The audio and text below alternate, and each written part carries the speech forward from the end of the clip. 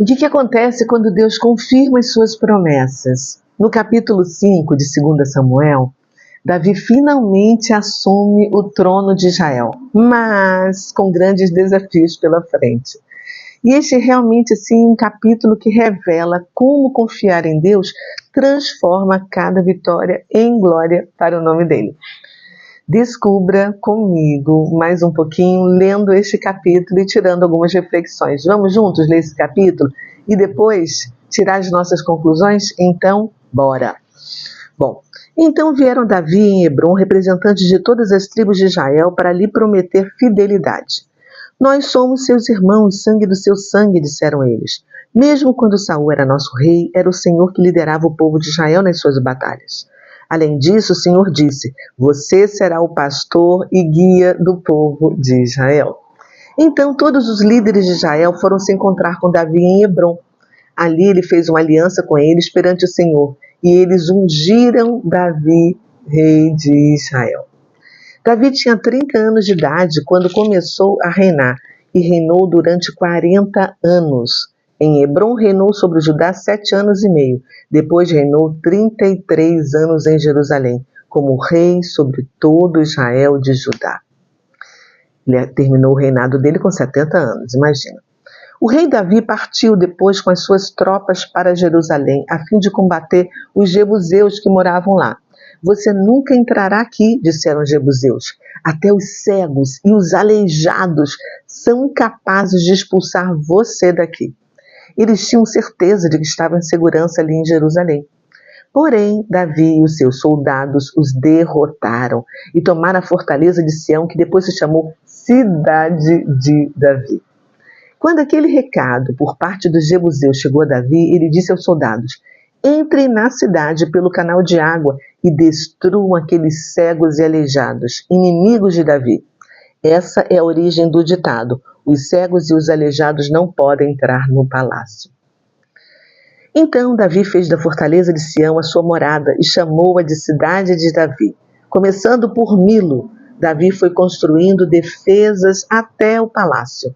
Ele foi se tornando cada vez mais forte, porque o Senhor, o Deus dos exércitos, estava com ele. Hirão, preste atenção, Hirão, rei de Tiro, mandou mensageiros com madeira de cedro, carpinteiros e pedreiros, a fim de construírem um palácio para Davi. Então Davi compreendeu que o Senhor o havia feito rei sobre Israel e que havia enchido de bênçãos o seu reinado, por amor a Israel, o seu povo escolhido. Depois de mudar-se de Hebrom para Jerusalém, Davi se casou com outras mulheres e concubinas de Jerusalém, e teve muitos filhos e filhas. Estes são os nomes dos filhos que nasceram em Jerusalém: Samua, Sobabe, Natã, Salomão, Ibá, Elisua, Nafeg, Jafia, Elisama, Eliade e Elifelete, 11 filhos. Quando os filisteus souberam que Davi tinha sido coroado rei de Israel, procuraram prendê-lo com todo o seu exército. Porém, Davi ficou sabendo disso e desceu para a fortaleza. Os filisteus chegaram e se espalharam pelo vale de Refaim. Então Davi consultou Deus: devo ir lutar contra os filisteus? O Senhor me ajudará a derrotá-los? E o Senhor lhe respondeu: vá, a vitória será sua. Então Davi saiu a lutar contra os filisteus em Baal-Perazim e os derrotou. O Senhor fez isto, exclamou Davi. Ele surgiu no meio dos meus inimigos, causando destruição como as águas de uma inundação. Por isso ele chamou aquele lugar de Baal-Perazim. Davi e seus homens levaram as imagens que foram abandonadas pelos filisteus. Mas os filisteus voltaram a se espalhar pelo vale de Refaim. Davi voltou a consultar o Senhor, e este lhe respondeu: não suba para atacar de frente, vá por trás deles e ataque pelo lado das amoreiras. Quando Davi ouviu um som como de marcha nas copas das amoreiras, pode atacar. Quando você ouvir um som como de marcha nas copas das amoreiras, pode atacar. E o Senhor saiu à sua frente para destruir o exército filisteu. E Davi agiu de acordo com as instruções do Senhor, destruindo os filisteus por todo o caminho, desde Geba até Gezer. Uau, gente! Isso realmente é incrível. né? Então, nós vimos que Samuel marca assim um momento crucial, né, na vida de Israel, porque havia muitas confusões e conflitos eternos, e depois disso todas as tribos se unem e reconhecem Davi como líder, cumprindo a promessa feita por Deus quando ele foi ungido por Samuel. Então Davi estabeleceu a sua capital em Jerusalém, passando a chamá-la de Cidade de Davi, consolidando-a como centro espiritual e político de Israel. Quando você for lá a Jerusalém, desça assim um pouquinho do lado direito, né, pela muralha, e você vai ver como eles estão fazendo assim estudos e buscas sem parar, né, porque eles estão trabalhando de forma arqueológica, sempre trazendo novidades, né? E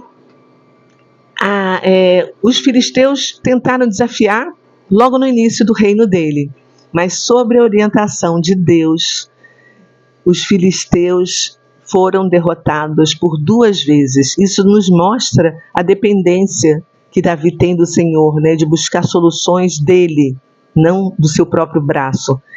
Isso mostra que Davi é um líder estratégico, espiritual, obediente, que prepara Israel para um grande período de prosperidade, né?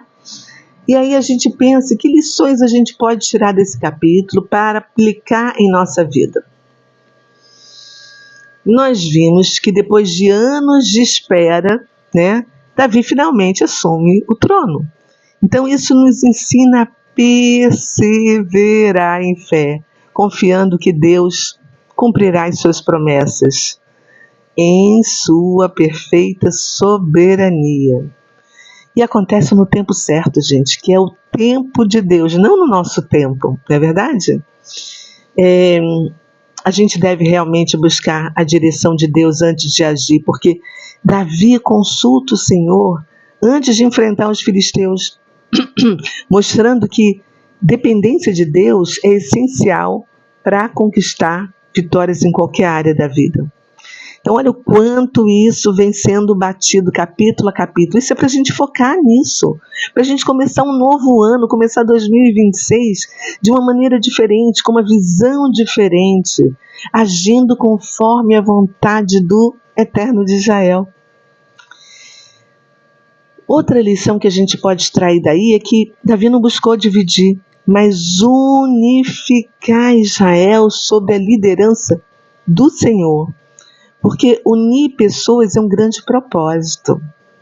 E isso nos inspira a trabalhar pela unidade, né? Não só na nossa família, na nossa igreja, mas também na nossa sociedade, no Brasil. Olha o quanto a gente está precisando dessa unidade, não é verdade? Num país tão dividido que a gente está vivendo como nunca antes por causa da política. E agora vamos pensar, vamos refletir. E nesse momento eu quero ir assim um pouco mais profundo, porque foi muito interessante esse capítulo, quando Deus nos mostra essa unificação de Israel, né? E aí eu te pergunto, bom, primeiro a gente viu o rei de Tiro, Irão, mandando materiais, trabalhadores para ajudar ele na construção da casa dele, que era o palácio. E isso pode ser visto como um apoio diplomático. Pensa atualmente, como que alianças estratégicas similares podem ser importantes para construir relacionamentos, para construir projetos na sua vida hoje, no nosso país também. Pensa nisso. Reflita. Outra coisa, Jerusalém se tornou assim um centro unificado do reino de Davi, né? Será que há uma Jerusalém simbólica na sua vida? Um lugar, uma meta que você deseja alcançar? O que você pode aprender com o caminho que Davi trilhou para você estabelecer algo diferente na sua vida. Outra coisa, Davi renomeou Jerusalém após conquistá-la como cidade de Davi. Então pense como é que esse ato reflete a sua identidade como líder ungido por Deus. O que Jerusalém pode simbolizar além de um local geográfico? Você já parou para pensar nisso? Jerusalém é a única cidade do mundo que tem uma doença com o nome Jerusalém. Pesquise sobre isso. O texto também mostrou para a gente que os jebuseus desafiaram Davi, dizendo que nem os cegos, nem os aleijados poderiam ser conquistados. Olha só. Você já viu situações semelhantes no nosso Brasil atual? Com pessoas soberbas, subestimando os oponentes, a oposição a eles. O que faz te lembrar os jebuseus atualmente? Reflita. Agora chegou a hora da nossa oração. Vamos conversar com Deus? Ai, Pai, feche os seus olhos. Como é bom ler essas histórias de vida desses personagens reais que viveram e que são assim exemplos para a gente do que a gente deve fazer e também do que a gente não deve fazer.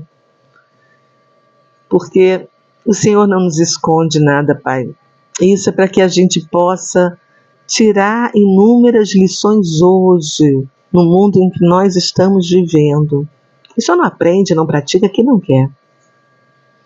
Porque o cumprimento das tuas promessas vem no tempo certo. Como foi bom conhecer como aconteceu a unificação de Israel sob a liderança de Davi, que seguiu a tua promessa e viu o cumprimento dela. Que legal isso, gente, como é bom isso. E a grande lição que o Senhor nos dá aqui com esse capítulo é: confia ao Senhor as tuas obras e os teus pensamentos serão estabelecidos. Muito obrigada, Pai. Nós te amamos e te agradecemos em nome de Jesus. Amém e amém. Então, peço para você deixar o seu like e compartilhar com pelo menos uma pessoa que você ama. Amanhã tem mais. Beijo, fui, tchau.